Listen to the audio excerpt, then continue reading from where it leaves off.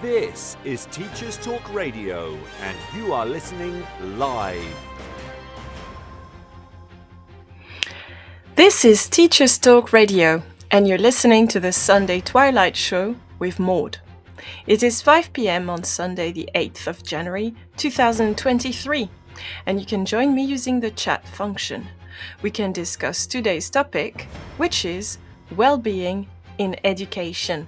Happy New Year and welcome! This is Teachers Talk Radio, and you are listening live. Tune in live at ttradio.org, or to join in the conversation, download the Podbean app and search Teachers Talk Radio. Follow the hashtag TTRadio. Tune in, talk it out with Teachers Talk Radio.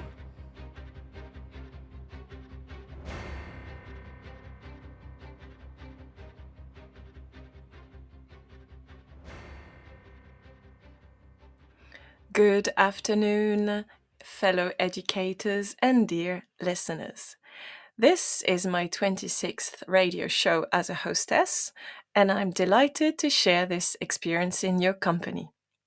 But first, I have to introduce myself for any potentially new listener. I'm a French citizen of French and West African ancestry.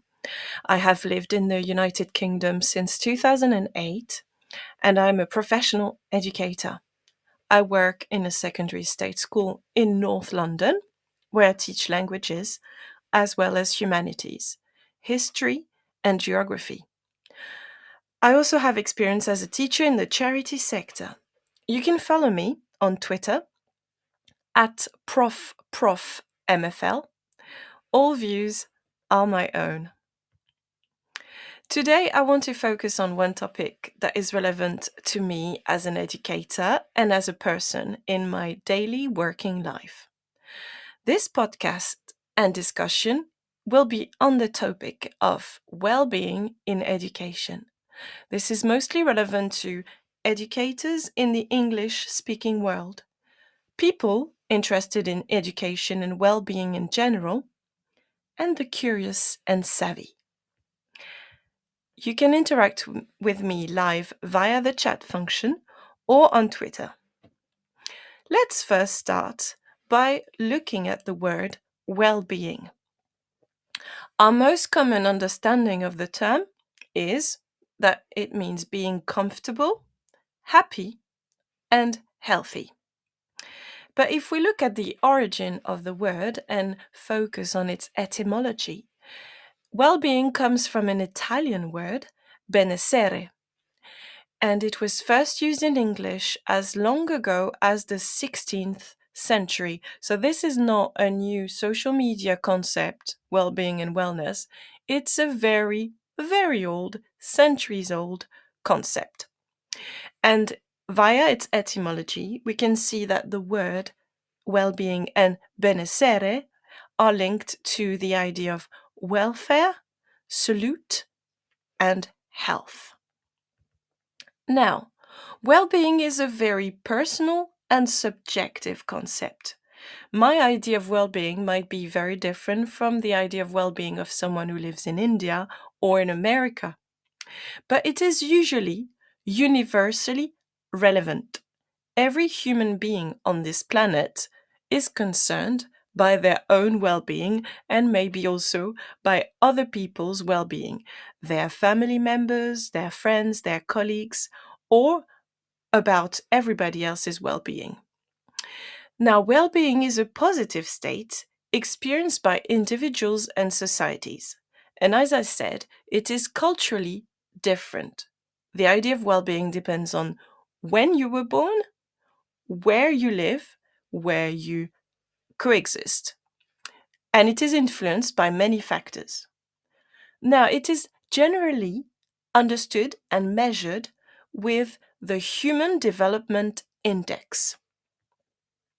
Now, the Human Development Index corresponds to a statistic analysis of different factors, such as life expectancy at birth, which means the number of years one person is supposed to be able to live at any given time. So let's say in the UK or in most of Europe, it would be around 80 to 82 years old for a woman and a little bit less for a man, around 75 to 78 years. The Human Development Index focuses on life expectancy and birth, as I just said, but also it takes into account years of schooling for adults aged 25 years or more. So it means how many years any adult has spent in education. But it also takes into account expected years of schooling for children who start school. So it looks at adults and how long they spent in education, and also at children and what year they're gonna devolve to education. It also takes into account the gross national income per capita. So this is the money or the resources, the financial resources that a human being is going to be able to earn and to enjoy in their lifetime per country. It's an average. So it doesn't take into account very high inequalities. It's just focusing on the average national income per head. So again, Human Development Index takes into account life expectancy, years spent in education, and the national income. So this is a blunt instrument to measure if people have access to a certain level of well-being. But remember, it depends on every country. For instance, two countries with the same level of gross national income per capita can end up having a very, very different human development index and human development outcome. Now, if we look at the Human Development Index, this has been devised by the United Nations as far back as the 80s, and it takes into account how long and healthy any individual is with the life expectancy at birth and the life expectancy index. It also takes into account the knowledge that every human being is able to gather with years of schooling, but also a decent standard of living. And the gross national income per capita is there to be looking at for financial purposes. Now, if we focus on the Office for National Statistics, the ONS, which operates in the United Kingdom, it has a different way of measuring well-being. So the Human Development Index was a United Nations, so a universal global index. Now I'm focusing on the way the ONS analyzes well-being. So the ONS measures subjective well-being across the UK, and it publishes its figures on its website. So the national measures takes into account surveys. People are asked to give their opinion, their feelings on aspects of their personal life. There is a scale of 0 to 10, 0 meaning not at all, and 10 meaning completely. So there are 4 questions asked.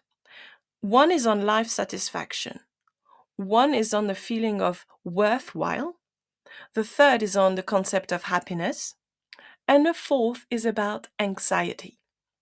So you can see that the Office for National Statistics is trying to measure something very subjective. It's about feelings, it's about emotions, and it's about people's reflection on how they feel and how they analyze their own happiness. So it is much less based on statistics and data than the Human Development Index. Now, the questions that the ONS asks in its survey are: how satisfied are you with your life nowadays? To what extent do you feel that the things that you do in your life are worthwhile? How happy did you feel yesterday? And again, on that scale of 0 as low and 10 as high, you have how anxious did you feel yesterday? So these are very subjective. And on any given days, if you ask me in a period of time where I have a lot of deadlines at work, my answer regarding the happiness yesterday and anxiety yesterday might be really high. Whereas if you ask me when I'm on holiday, the answers would be very different. So the way the ONS measures well-being is very, very changing. Now, if we look at the top 10 economies with the highest human and development index, you won't be surprised to notice that most of them are European countries because they have access to the most resources, quite clement um, temperatures and climates, and they are very developed societies. So the top country for the Human Development Index is Norway, followed by Australia, then the Netherlands, the US, New Zealand, Canada, Ireland, Liechtenstein, Germany, Sweden. And we can see that we are in mostly northern European countries, if we exclude the US and New Zealand and Australia. It was quite surprising for me to see Ireland as high in the poll, way higher than the UK and France or Spain or Italy, for instance. But it's quite interesting to see that the countries that are doing very well are countries where education provision is good, where the economy is good, and maybe where economic deficits are low. Now, if we look at the concept of well-being as we understand it today, and maybe not the one we use in social media, but the one we can focus on when we reflect on what is it to see a human being who seems content, there are 5 different elements. The 5 essential elements of well-being are having a career or a profession that provides you with a feeling that you occupy your time in a positive way. Then there's the social well-being, finding love in your life and relationships. There's the financial well-being with your economic life, what you earn, what you spend. There's the physical well-being, being healthy and being able to access healthcare. And then the last one, community well-being. It's about a feeling that you are engaged with the area you live in and that you also have good relationships with the people around you, and also that you can be engaged in activities that support others and causes that you care about. So these 5 elements are essential to talk about well-being: career, social, financial, physical, and community. These 5 elements have to be balanced. If only your career well-being is giving you satisfaction and your financial well-being is at risk, you are not going to have the maximum wellness you can reach. Same thing if you have positive relationships for your social well-being, if your finances are okay, if your career is taking off, but you are in ill health, your well-being is going to be affected. So it's about balancing these 5 elements: career, social, financial, physical, community. Now, well-being is very serious for business. I mean by that if you are unlucky and you end up in a career that is not satisfying, you will not be able to work as much as your employers would like, or you will not be able to achieve your targets. And this might affect your job performance, but also your place of work. And it might affect your colleagues as well. So well-being is important for all, for you, but also for your employer and for the people who work with you. Well-being affects the number of people who take sick days. It affects their job performance. It affects them because they might end up having a burnout. and they might also leave the organization, which creates more burden on the employer who needs to provide cover for the work you can't achieve or find someone else, another employee, to take your job if you leave. It is true that good health also has a very important effect on your well being. If you are healthy, you're more likely to be able to do all the things that make you happy. If you're not healthy, you might not be able to have a community well being and a social well being because you might have, for instance, we see a lot of people on social media who are suffering from long COVID, and it affects them professionally, but it also affects them because they have to keep isolating or they are too tired to interact with their friends and family and they feel ostracized and alienated and lonely. So, physical health is also invaluable to support your well being. Now, people who are also emotionally well are having fewer negative emotions and they can bounce back when they face difficulties. This is what we call resilience, and it is very important when we think about well being to think about how to nurture resilience in all human beings, whatever age they're at. So, well being concerns us all, and well being affects us all. Now, if we look at the professional and the governmental side of well being, there's a plethora of research and booklets available online. There are lots of guidance. If you go on government website, gov.uk, there is guidance entitled Promoting and Supporting Mental Health and Wellbeing in Schools and Colleges, where you have an analysis of well-being and some advice about how to achieve well-being for all in a workplace. This is a document that is available thanks to the Department for Education, and it was published on the 2nd of June 2021. I had a look at it for your sake today. This document is mostly aimed at students, at children, but it only mentions the staff well-being in chapter 5. There is a document entitled Promoting Children and Young People's Mental Health and Well-being, which is also prepared by the Department for Education, and it has 43 pages and it's available online.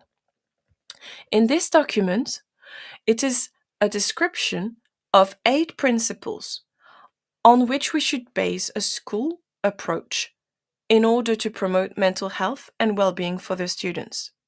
But if you look at this document, you will see that it gives you pointers and advice that focuses on the issue of mental health. Mental health is crucial to support well-being, but as I said earlier, well-being is 5 different elements. It's not just mental health, which would be part of your social well-being. It's also about career, finances, physical well-being, and community. So when we focus on one element of well-being, we are not acknowledging the others. So the Mental Health of Children and Young People in England survey was published in 2020, and it found that 16% of children aged 5 to 16 years old have a probable mental health disorder. And this has been on the increase because in 2017 it was only 1 in 9 children, and now it's 1 in 6 children, which means that in your classroom, around you, if you know and interact with young people age 5 to 16, 1 in 6 of them will have a mental health disorder. And the adjective probable means that the mental health disorder might not have come to the fore enough, and the child might not have been diagnosed, and the child might not be supported by any professional in health, which is quite worrying. Now, these 8 principles to promote a healthy approach in a school or a college are as follows. It should be the responsibility of the leadership and management because it starts from the top, and their duty is to support and champion efforts to promote emotional health and well-being. In order to do so, the leadership is supposed to enable student voice so that decisions are made in accordance with the student voice. Have a time and think about your school if you work in a school, or your children's school if you have children. Do you think there's enough channels that gather student information and student voice? And do you think that the student voice is taken into account when decisions are made? This is a difficult question, isn't it? Now, another thing that the leadership and management should be doing is staff development. They should develop the support to increase well-being of the students and of the staff. Again, how is it done in the schools you're aware of? And to what extent is it done? Another thing leadership and management should be doing, according to that paper, is identifying need and monitoring impact of interventions. So, what are you doing about well-being and how efficient is it? Again, well-being is not just mental health. So if we focus on mental health, we might be forgetting the 4 other elements of well-being. And also, how do we measure the impact of a new intervention on well-being? These are questions that don't have answers yet.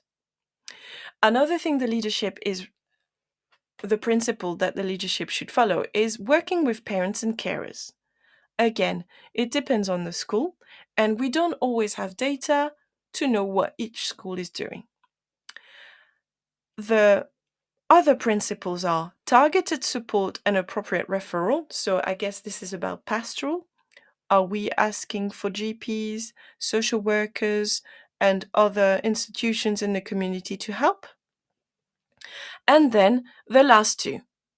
In the school, is the leadership and management building an ethos and an environment that promotes well-being? And is the curriculum and the teaching and learning promoting resilience and supports social and emotional learning? So again, these are 8 principles developed by the Department for Education, but we're lacking data, we're lacking basic tools to make this happen.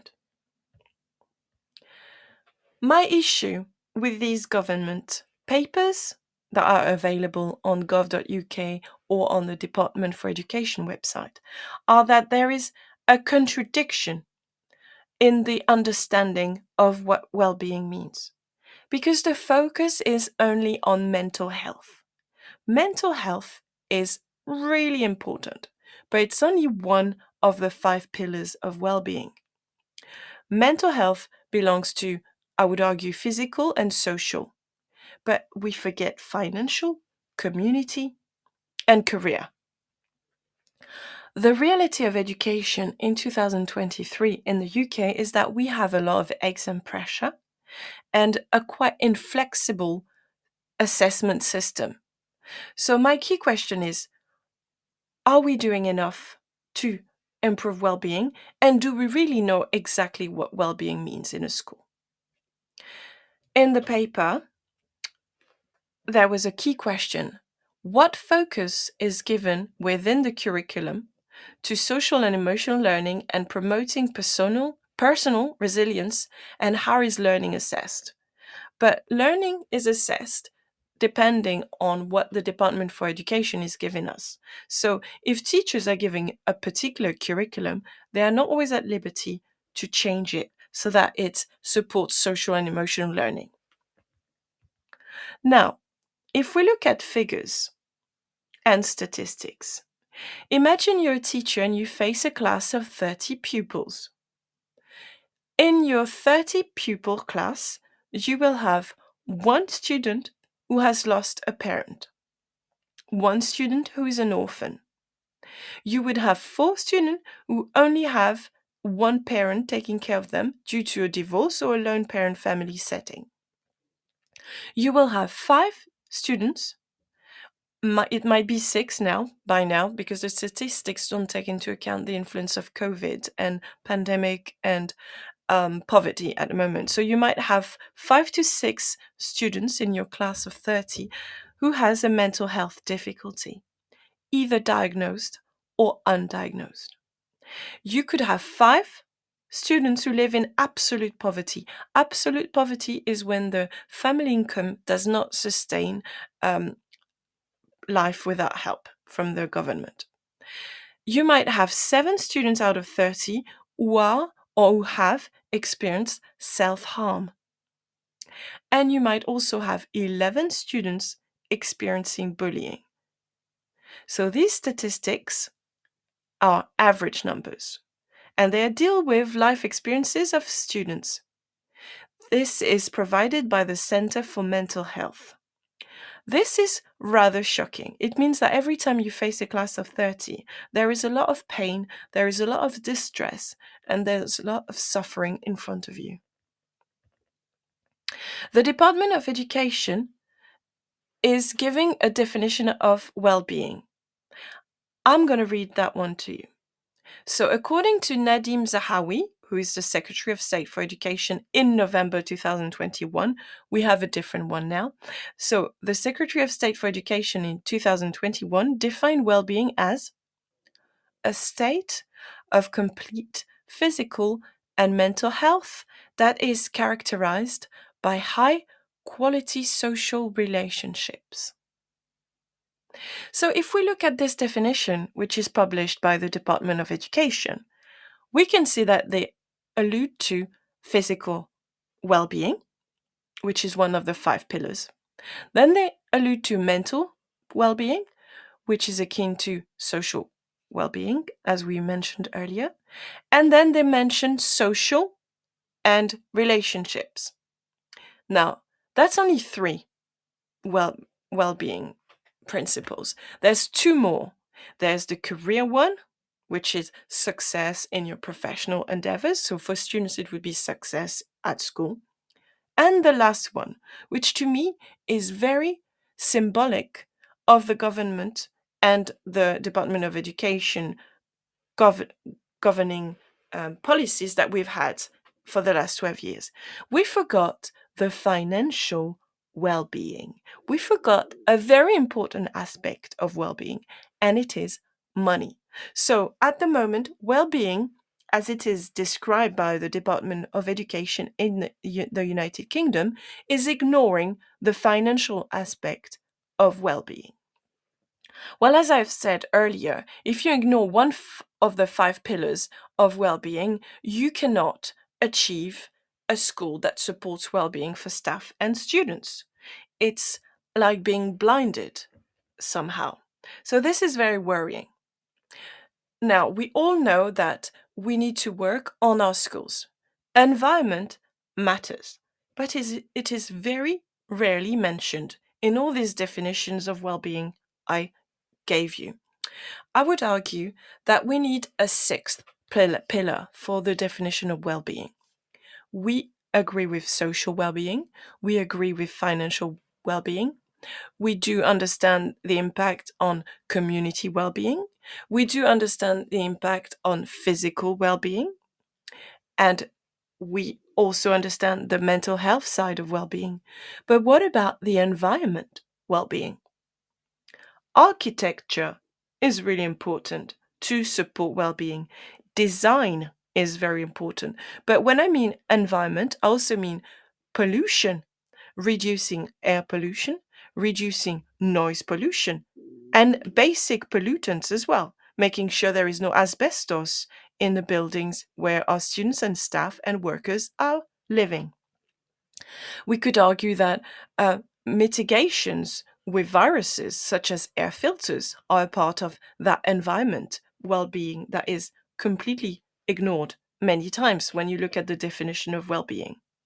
Now, a lot of parents complain on social media about the fact that their children aren't allowed to access toilets, or the toilet is not there's not enough cubicles for all the students. So having enough facilities is part of ensuring well-being, the environment well-being, making sure there's enough space for dining space so that everybody can sit down to have their lunch and not rush too much to eat it.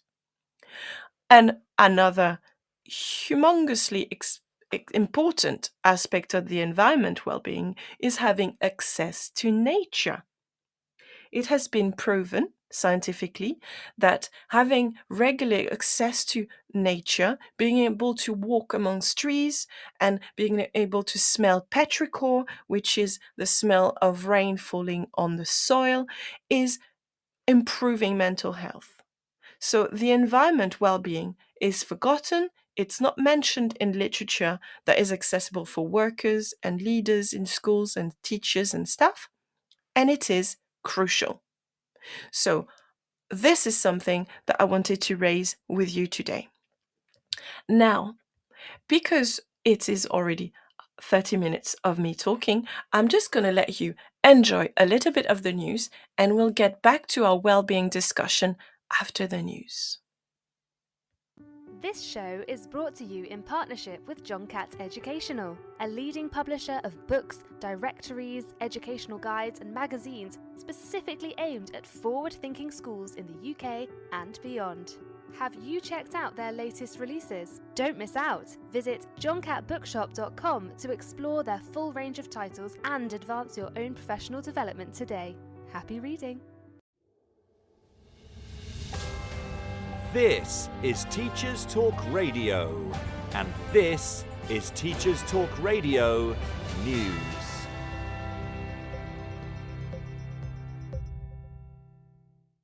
With the majority of pupils returning to schools this week, the new year has brought new announcements and new challenges for many in the education sector. Government advice about illness and staying away from education settings if you're sick was shared, and the issue of strikes remains a hot topic. Pressures on school leaders continue, with The Guardian reporting that many head teachers are broken, at risk of heart attacks and exhausted as a result of the erosion of services for children and families, meaning the burden of support is falling on the shoulders of schools too often. So, as the new year begins on a duller note than any of us might like, here are the top stories that have caught the eye of Teachers Talk Radio News this week. In Manchester, the Morning Star reports that students at one of the city's universities have launched a rent strike. Students at the University of Manchester are using the strike to press their demands for an end to what they describe as extortionate rents and their requests for a 30% cash rebate. Organisers say that more than 30 students per day are joining the protest, spurred by the combined effects of the cost of living crisis and poor quality accommodation provided at too high a cost. According to the National Union of Students, half of England's students are facing financial difficulty, with 3/4 of these saying they expect this to have an impact on their studies. A previous rent strike in Manchester in 2021 was successful, and students hope to replicate this outcome in this new wave of action. FE Week reports on Ofqual's decision to disband its committee of experts who advise on exam standards in favour of a more flexible approach on policy advice. The Standards Advisory Group has been active for more than a decade and was set up to help the exam watchdog maintain standards. Ofqual confirmed that the committee will be replaced to reflect a broader remit, such as expansions in vocational and technical qualifications and apprenticeships.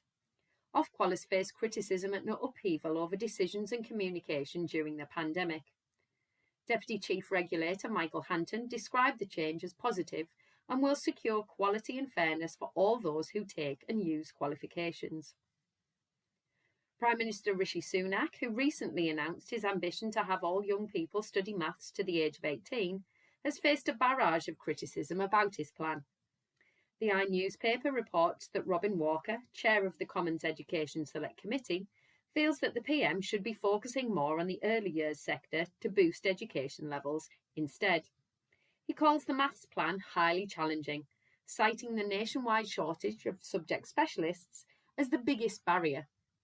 Mr Walker, Conservative MP for Worcester and a former Education Minister, highlighted issues around recruitment and retention, as people with maths qualifications are quite employable elsewhere, so it is a highly competitive market when it comes to drawing people into teaching. He added that focus on the early years sector would be the most effective way of supporting children. describing it as embarrassing that England's childcare system is rated so poorly when compared to other countries. The AI also carries news of the decision by Catherine Birbalsingh to step down from her role as social mobility czar. Ms. Birbalsingh, once dubbed Britain's strictest head teacher, has made the surprise announcement because she believes she comes with too much baggage, going on to say that her propensity to voice opinions that are considered controversial puts the Commission in jeopardy. Ms. Birbalsingh wrote of her decision in a column in Schools Week. A controversial figure for many, but with an equally vociferous fan base, Ms. Birbalsingh also commented that she felt the role of social mobility czar meant that she was becoming a politician, but that this was not a skill set she wished to develop. Finally, ITV News reports on how parts of a Turkish Airlines plane have been delivered to a school in Alveston, South Gloucestershire, to be turned into a new library. The project, named Flying High by pupils, will see parts of the plane turned into a new outdoor reading area. Full details can be found on the ITV website, with artist impressions of the final project showing children and adults enjoying the new space. This has been your Teachers Talk Radio News with Jo Fox. This is 2 Minute Tech with Steve Woods, your tech briefing on Teachers Talk Radio. Hello! Did you know I've been doing this show for a year now? Well, if you didn't, now you do, so shower me in gifts and love. I'm kidding. But there is one person or group of people I want you to think about as this term draws to a close. Your tech support. They may, in your mind, be the people that say no to a lot of stuff. They may stop pupils playing games and stop a lot of the web getting into your classroom. But they keep you, your data, and your network safe. This week, as some of us are off and others are desperate to be, roll on Wednesday, spare a thought for your techie. They'll be coming in over the break to patch and update. They'll be taking those broken machines and making them work again. These people, who in most schools are like ghosts, if Charles Dickens had had the privilege of tech support, they'd have been the spirits of modern day make do and mend. They wouldn't be draped in chains and padlocks, but come bearing an endless acceptable use policy. As you wind down, or if you have already, a thank you to your tech support will make your new year that little bit easier. Remember, next time you use tech in your lessons, everything is working because of them. As always, I'd love to hear what you want to know about tech. Let us know at TTR 2022. I'm Steve Woods, and that was 2 Minute Tech. Have a lovely break. 2 Minute Tech with Steve Woods, your tech briefing on Teachers Talk Radio.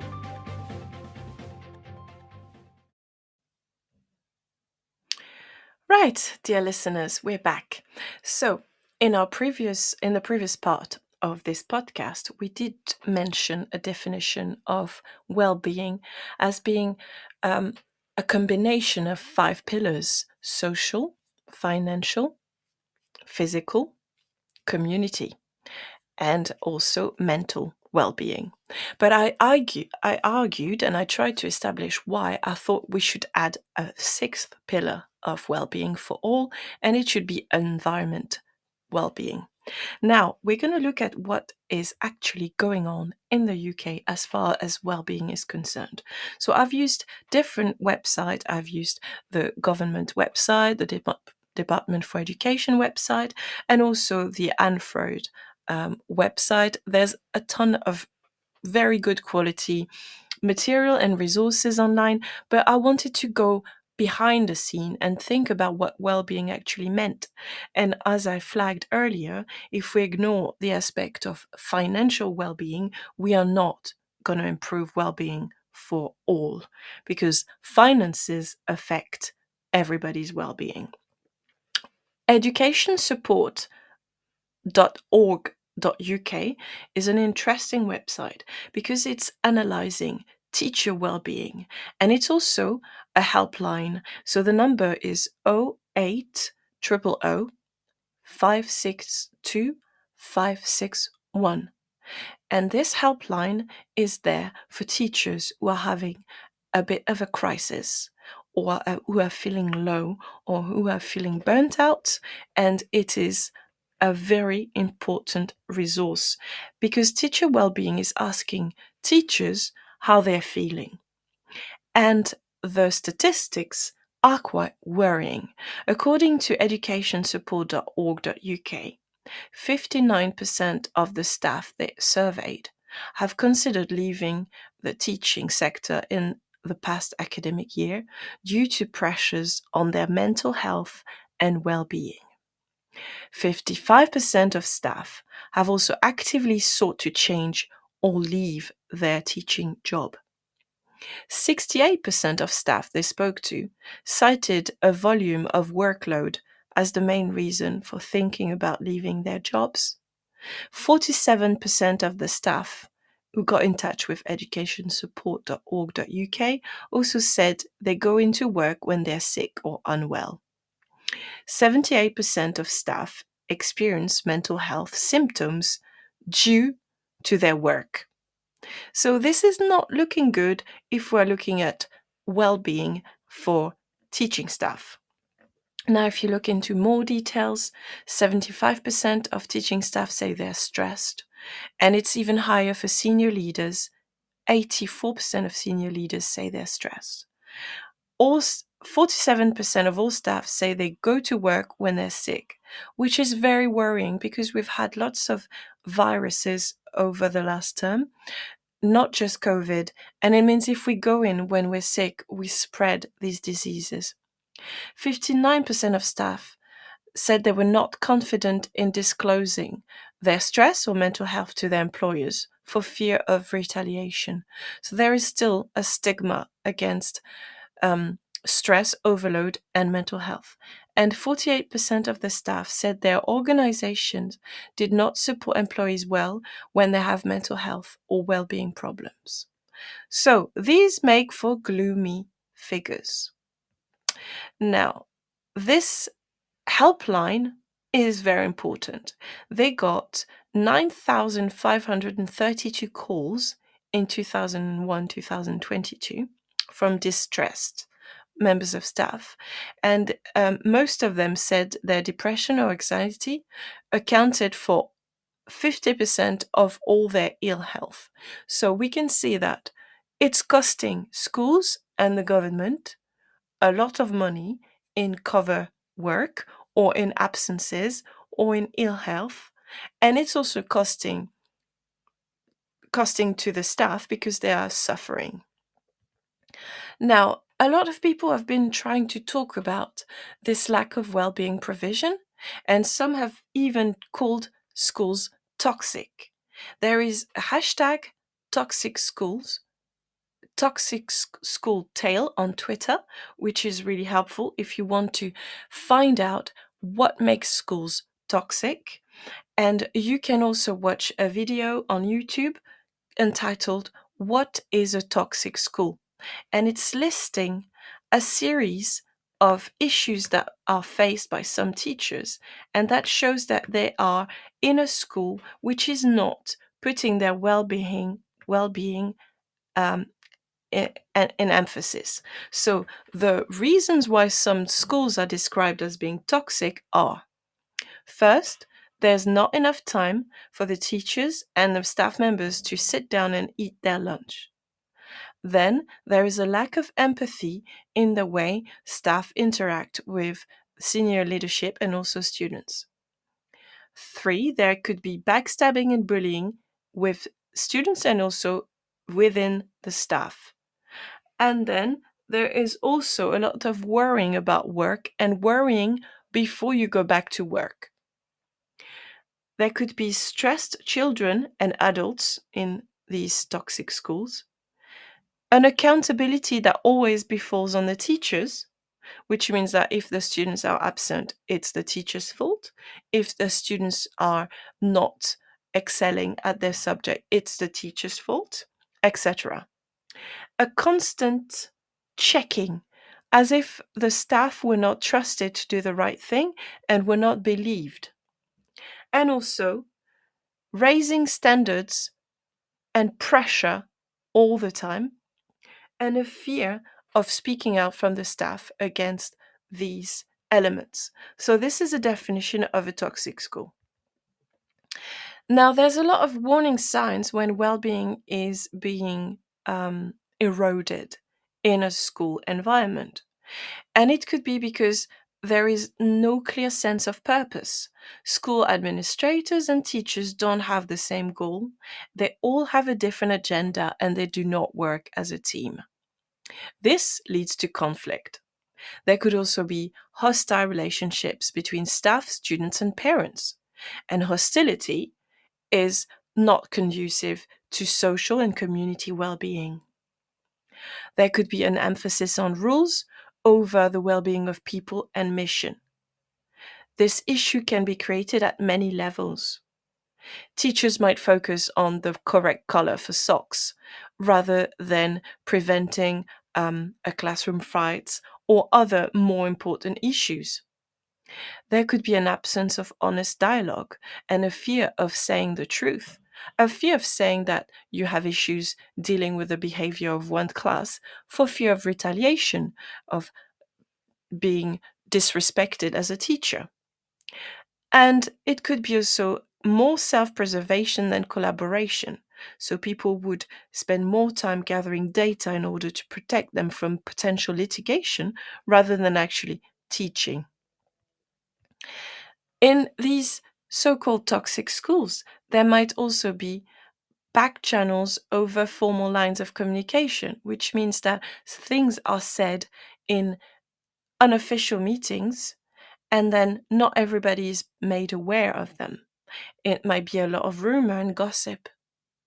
There might also be punishment instead of recognition, and rewards not given to the people who need it or who deserve it, but as a mean of control. There might be a lack of safety with teachers who are afraid of walking in the corridors in their own schools or afraid of speaking up. And there might also be a small group who controls the conversation and ignores a silent colleague. And there can be an absence of risk taking with a fear of antagonizing parents or some teachers or some members of the management team. All these feelings lead to a school which is not pleasant to work out for the staff, for the senior leaders, and also for the students. And it might also have an impact, obviously, on the parents. So, this is what we need to think about when we think about well being. Well being is not just dealing with mental health issues, well being is making sure everybody has access to their sixth pillar of well being and that they can promote their own well being peacefully. So there are 8 characteristics of a toxic school according to the Teacher Toolkit, and you can check it online at Teacher Toolkit. If there's a lot of turnover, if teachers are not staying, they come, they stay 1 year, and then they're out. It shows that the school is toxic. If a school's grades are going down, or if there's less and less students and the school is undersubscribed, it might be a sign that the school is toxic. If it's a school culture where only exam grades matter and children are hothoused, it is a sign of toxicity. If there's constant restructuring and changes, it might show that they do not work in the long term. An emphasis on bureaucracy and meaningless tasks is also a sign of toxicity in a school. A teaching culture with balkanization, where departments are not communicating with each other and people stay away from each other in a staff room, is a sign of toxicity. Teaching culture where individualism is promoted and there is no sense of community is a sign, a characteristic of a toxic school. And a groupthink mentality where nobody else is able to voice a different view is a sign of toxicity according to the Teacher Toolkit, which is available online if you want to have a look further. Now, what can we do if we think or believe that our school is having a certain element of toxicity and we want to work on improving well-being for us, staff, students, parents, and everybody who's interacting with the school?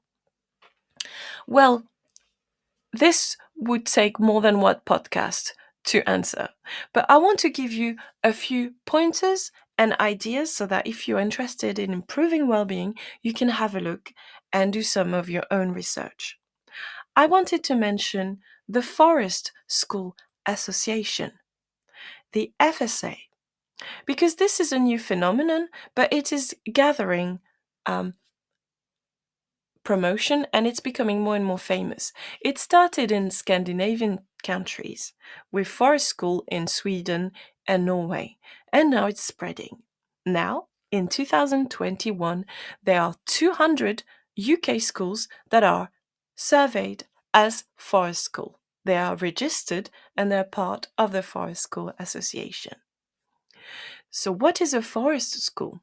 Well, a forest school is a return to nature with an open air culture, a free air life, and it began in Scandinavia. It arrived in the UK in 1993 and has been growing in popularity. It is also because a lot of parents have concerns regarding the pandemic, and they think that forest schools are a great answer to the lack of mitigations in normal schools. There's no air filters in many schools, there's no face mask wearing, there is not enough protection of people who are vulnerable. So, forest schools offer an alternative. Now, if we look at well-being initiatives, I want to make a clear contrast between well-being initiatives that are more about posturing and making a gesture, token well-being initiatives, rather than fundamental well-being initiatives. Because we see that a lot, particularly on social media. Well-being is a deep issue. It's about 5 different or 6 different pillars: social, health, physical, financial, community, and environment. It is not by just having one initiative that we're going to sort out well-being in schools. So beware of token well-being initiatives, such as having a circle where people talk to each other, or a gratitude jar where people can post some ideas, or I've seen it, a well-being room with a few potted plants, a cushion, an armchair with a cushion and some light music and diffuser of essential oil. This is not enough. This is just a bit of varnish on a broken piece of wood. Offering well-being lessons or well-being days are not positive initiatives. They are just token initiatives. So we need to look at what would be fundamental well-being initiatives. And they exist, and they've been statistically researched to make a difference. I'll give you an example. In some schools in France, they decided to offer healthy, organic, cooked on the at school food.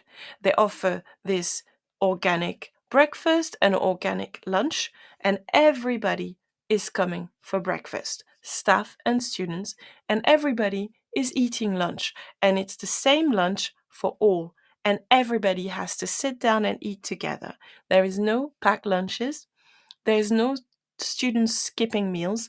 Everybody is sitting down for a home cooked, not home, but school cooked meal. And this has a drastic impact on well-being, on the physical well-being, and on the social and community well-being. And it also has an impact on the financial well-being because it's cost effective, and it also allows children who live in poverty to have access to proper food. A simple fundamental well-being initiative is also a no email after working hours policy. Now, if we want to go even deeper, democratic principles in the decision making is an example of a fundamental well-being initiative, which is to say that no decision will be applied without consulting students and staff. It's going against a very top to bottom hierarchical structure, which is too rigid, and it's including everybody's voice in decision making. Increasing teacher retention is also a fundamental aspect of well-being. If you have teachers who've been teaching in your school for 20 years, it's because they're happy there. And it's a good sign, and it creates a stronger support for the social and community aspect of well-being. Because these teachers know all the students, and sometimes the students are parents and their children are coming to the school. This is really important. A fundamental well-being initiative is to promote arts, music, and physical activity for all students, but also for staff. Another fundamental well-being initiative is a holistic approach where we take into account all aspects of living and working together. For instance, it could be having a cycling to work scheme or a cheaper gym membership scheme for all staff. It would also be a holistic approach where all members of staff, not just teaching staff, but also the pastoral and also the cleaning staff, would be able to work together in harmony and spend more quality time together.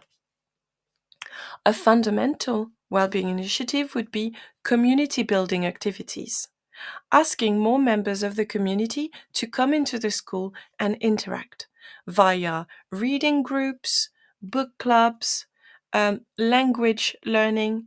For instance, having on Saturday morning an Arabic school in the school building, or a Greek school, or a Turkish school coming into the building, and organizing art shows and school plays that involve more people from the community. Another fundamental well-being initiative would be to increase parental involvement in the school and more transparency in dealings with anything regarding the school structuring. It is really important to see what's a token initiative and what's a fundamental initiative. And to be able to put in place fundamental well-being initiatives for staff and students, one can't forget the issue of poverty. And this is what I want to focus on today, because poverty in the UK is an absolute disgrace. We had 3.9 million children in poverty in the UK in 2020 and 2021, which is 27% of children, or 8 in a classroom of 30. And after the COVID pandemic, we might even see more children in poverty, particularly with high energy costs. So we're nearly at 4 million children in poverty in a developed nation. We said earlier that well-being had 6 pillars. Financial well-being is a crucial pillar because financial well-being has an impact on the other well-being. If you are not able to warm your home or to eat nutritious food, it's going to have an impact on your physical health and on your mental health. It's going to have an impact on your social health because you might not be able to interact with people because you can't afford it. And you might not be able to have an impact on your local community because you can't afford it. Housing and childcare remain the most expensive items in the budgets of working families with small children in the United Kingdom. Since 2008, childcare costs have risen 42%, which is twice the rate of inflation. So if we want to improve well-being for staff and for students, we need to make sure we have a childcare strategy, a national one, which includes high quality, fully state-funded model of 30 hours free entitlement to childcare available to all families, universal childcare places for all 2 years old 2-year-old children, increase support for children's centers that provide the community and the social well-being pillars, and also an 8 a.m. to 6 p.m. out of school and holiday wraparound childcare so that any worker is confident that their children are safe while they're at work. This will help teachers, this will help senior leaders, this will help the cleaning team, and this will help students. Because believe it or not, I have students who can't attend extra lessons that we do to support them in their exam, for instance, or extra speaking practice because they have caring duties. They have to pick up their siblings from school. This is not contributing to their well-being. So I'm going to go as far as saying there is no well-being when there is poverty. So in the UK, we have 4 million children whose well-being is diminished because we have poverty in our society. Poverty is the root cause of a lot of mental health. It is a causal factor of mental health because when you're poor, you're stressed and anxious. You worry about your finances, and this has an impact on your physical health as well as your mental health. Poverty can also be a consequence of poor mental health. If you're using drugs or alcohol to medicate your mental health, it might lead you to lose your job, for instance. Mental health disorders are also more prevalent in low and middle income countries because 13% of the world's burden of disease comes from mental disorders such as depression, anxiety, and schizophrenia. But in our society, in our very wealthy United Kingdom, we also have more mental health disorders in the sections of society that are low and middle income. Growing up in poverty at home impacts cognitive development. If your nutritious needs aren't met, your brain will not be able to be perfectible enough. So your learning ability will be reduced, and this has an effect on your career well-being. Stressful life events have a close association with poor mental health and worsening poverty. So this is a vicious circle. The poorer you are, the more impacted your physical and mental health are going to be. And then the poorer you are, the more mental health issues you will have. And then the poorer you are, the less you can improve your social, career, and community well-being. So this is like a whirlpool that catches people and drags them down. And remember, this is about 4 million children in the UK. We have started in 2008 when I moved to the UK. There was less than a few thousand food banks. Now, I've been here since 2008. We are in 2023. There is 2.2 millions emergency food supply parcel given by the Trussell Trust alone. This is a 3-day parcel for people who are in a state of emergency. London is the region with the highest distribution of Trussell Trust food parcels in 2022, followed by the Southeast and Northwest England. So we have millions of food supply parcels given every year. And that's just one type of food banks. There's 1,400 Trussell Trust food banks in the UK. But then there's also another 1,172 independent food banks.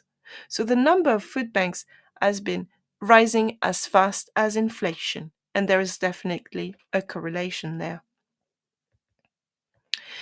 An NEU survey, the NEU is the National Education Union. There's many more unions, but it's one of the biggest unions in the UK. The NEU published a survey in which it said that 55% of NEU members, have seen an increase in child poverty at their school. And also, 95% of the NEU members teach students who have limited or no access to learning resources at home. 4 in 5 members of the NEU, which is 81%, see families who ask for extra support for providing learning resources such as pens, papers, and books. 65% of NEU members who answered the survey said that it had an impact on the well-being of their students, but also on their own well-being to see so many children in poverty.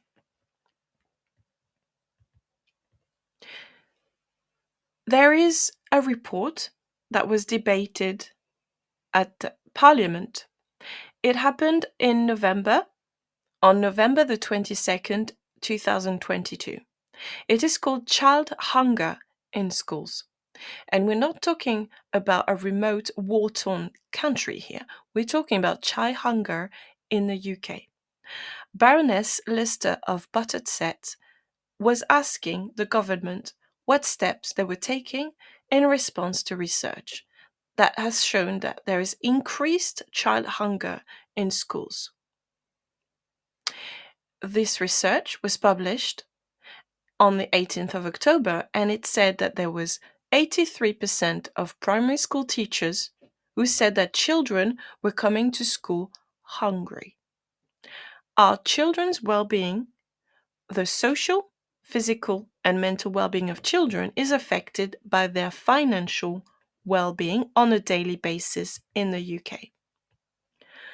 You're going to find that may be questionable, but there is a survey sponsored by Kellogg's, the American cereal brand that we are all familiar with. And Kellogg's published a survey that said that 1 in 5 UK schools have food banks to help feed struggling families. So these food banks are linked to the schools. And these food banks are sometimes working in cooperation with Kellogg's, and they fund school breakfast club for the most disadvantaged communities. Now, it is not showing us in a good light when an American cereal brand is doing a survey that shows that 1/5 of our school need food bank and donations for the school breakfast club. I think it is, and I would argue that it is posturing to talk about well-being as a lesson or as a well-being day when we ignore financial well-being of students and, shall I say, staff, because we know we have support staff, teaching assistants who are having financial difficulties. So this is a big issue, the issue of well-being, and it is not something we can just solve by offering tricks or tips on how to exercise more.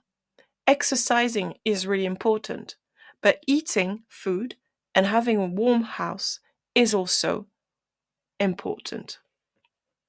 So I hope you found this analysis of the concept of well-being impactful and interesting, and that hope that it gave you some ideas on how to approach it in your daily life and also in your workplace. This is a serious issue. This is about a universal need. We all deserve to increase our well-being. We all deserve to reach a content and happy state. I'm going to let you listen to the news, and I will check social media to see if anyone has interacted and wants to come in and talk with us about the issue of well-being.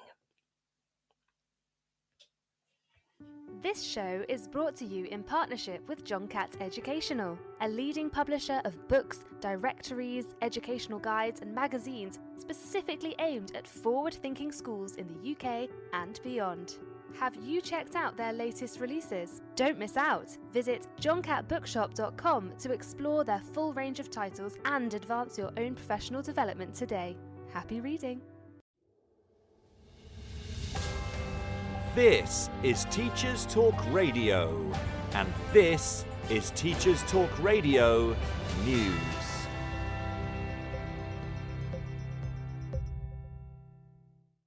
With the majority of pupils returning to schools this week, the new year has brought new announcements and new challenges for many in the education sector.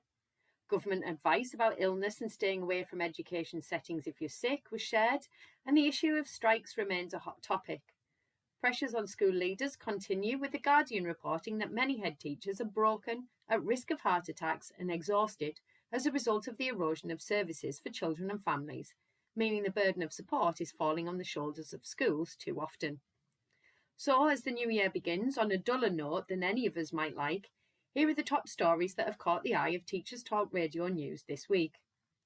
In Manchester, the Morning Star reports that students at one of the city's universities have launched a rent strike. Students at the University of Manchester are using the strike to press their demands for an end to what they describe as extortionate rents and their requests for a 30% cash rebate. Organisers say that more than 30 students per day are joining the protest, spurred by the combined effects of the cost of living crisis and poor quality accommodation provided at too high a cost. According to the National Union of Students, half of England's students are facing financial difficulty, with 3/4 of these saying they expect this to have an impact on their studies. A previous rent strike in Manchester in 2021 was successful, and students hope to replicate this outcome in this new wave of action. FE Week reports on Ofqual's decision to disband its committee of experts who advise on exam standards in favour of a more flexible approach on policy advice. The Standards Advisory Group has been active for more than a decade and was set up to help the exam watchdog maintain standards. Ofqual confirmed that the committee will be replaced to reflect a broader remit, such as expansions in vocational and technical qualifications and apprenticeships. Ofqual has faced criticism at no upheaval over decisions and communication during the pandemic. Deputy Chief Regulator Michael Hanton described the change as positive and will secure quality and fairness for all those who take and use qualifications. Prime Minister Rishi Sunak, who recently announced his ambition to have all young people study maths to the age of 18, has faced a barrage of criticism about his plan. The I newspaper reports that Robin Walker, chair of the Commons Education Select Committee, feels that the PM should be focusing more on the early years sector to boost education levels instead. He calls the maths plan highly challenging, citing the nationwide shortage of subject specialists as the biggest barrier. Mr Walker, Conservative MP for Worcester and a former Education Minister, highlighted issues around recruitment and retention, as people with maths qualifications are quite employable elsewhere, so it is a highly competitive market when it comes to drawing people into teaching. He added that focus on the early years sector would be the most effective way of supporting children, describing it as embarrassing that England's childcare system is rated so poorly when compared to other countries. The Eye also carries news of the decision by Catherine Birbalsingh to step down from her role as social mobility czar. Ms Birbalsingh, once dubbed Britain's strictest head teacher, has made the surprise announcement because she believes she comes with too much baggage, going on to say that her propensity to voice opinions that are considered controversial puts the Commission in jeopardy. Ms Birbalsingh wrote of her decision in a column in Schools Week. A controversial figure for many, but with an equally vociferous fan base, Ms Birbalsingh also commented that she felt the role of social mobility czar meant that she was becoming a politician, but that this was not a skill set she wished to develop. Finally, ITV News reports on how parts of a Turkish Airlines plane have been delivered to a school in Alveston, South Gloucestershire, to be turned into a new library. The project, named Flying High by pupils, will see parts of the plane turned into a new outdoor reading area. Full details can be found on the ITV website, with artist impressions of the final project showing children and adults enjoying the new space. This has been your Teachers Talk Radio News with Jo Fox. This is 2 Minute Tech with Steve Woods, your tech briefing on Teachers Talk Radio. Hello! Did you know I've been doing this show for a year now? Well, if you didn't, now you do. So shower me in gifts and love. I'm kidding. But there is one person or group of people I want you to think about as this term draws to a close. Your tech support. They may, in your mind, be the people that say no to a lot of stuff. They may stop pupils playing games and stop a lot of the web getting into your classroom. But they keep you, your data, and your network safe. This week, as some of us are off and others are desperate to be, roll on Wednesday, spare a thought for your techie. They'll be coming in over the break to patch and update. They'll be taking those broken machines and making them work again. These people, who in most schools are like ghosts, if Charles Dickens had had the privilege of tech support, they'd have been the spirits of modern day make do and mend. They wouldn't be draped in chains and padlocks, but come bearing an endless acceptable use policy. As you wind down, or if you have already, a thank you to your tech support will make your new year that little bit easier. Remember, next time you use tech in your lessons, everything is working because of them. As always, I'd love to hear what you want to know about tech. Let us know at TTR 2022. I'm Steve Woods, and that was 2 Minute Tech. Have a lovely break. 2 Minute Tech with Steve Woods, your tech briefing on Teachers Talk Radio. Dear listeners, thank you for spending your time in my company. We talked about well-being and its 5 pillars. I added a 6th because I thought it was really important. There was the career, the financial, the physical, the community, and the social pillars. And I thought it'd be great if we could add the environment pillar. Obviously, this podcast was not about giving you tips to improve your well-being, because I wanted to go behind that and go deeper and see what well-being actually meant. And I raised the flag of the issue of ignoring financial well-being when we deal with our students and with our staff, and when we try to create a more supportive school environment. The issue of well-being would take many podcasts if we wanted to talk about what would be the most supportive school and what it would look like.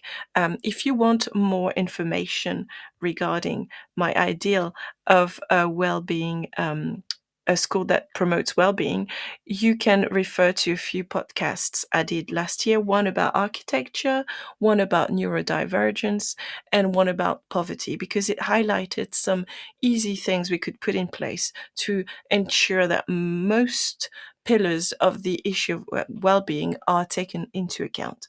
Now, obviously, this is January and everybody's got New Year resolution they want to use. I could only advise you to try and take care about yourself, because well-being starts with taking care of your own.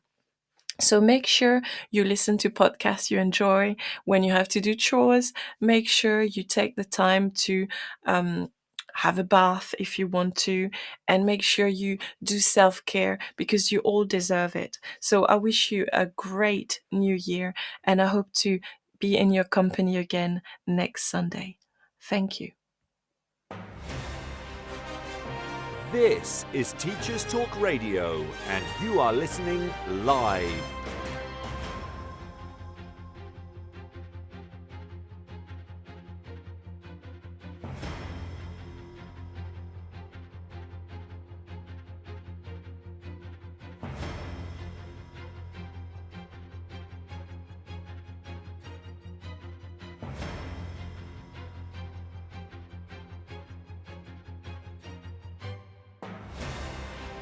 This is Teachers Talk Radio, and you are listening live. Tune in live at ttradio.org, or to join in the conversation, download the Podbean app and search Teachers Talk Radio. Follow the hashtag TTRadio. Tune in, talk it out with Teachers Talk Radio.